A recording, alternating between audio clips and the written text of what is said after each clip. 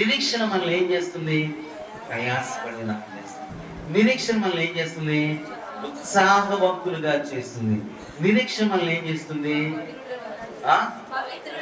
పవిత్రులుగా చేస్తుంది. నిరీక్షణ మనల్ని ఏం చేస్తుంది?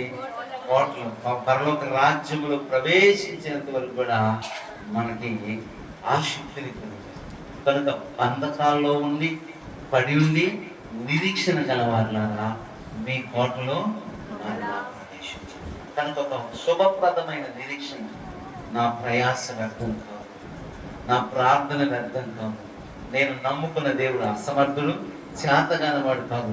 ఆయన ఏదో ఒకరోజు ఖచ్చితంగా నా పక్షంగా న్యాయం చేస్తాడు, నా పక్షంగా ఆయన నిలబడతాడు, నా పక్షంగా యుద్ధం చేస్తాడు, నా పక్షంగా నాకు మేలు చేయటానికి ఆయన నిలిచి ఉన్నాడు. ఆ నమ్మిక, ఆ నిరీక్షణ, ఎదురు చూపు నాకు ఉన్నది అనేటువంటి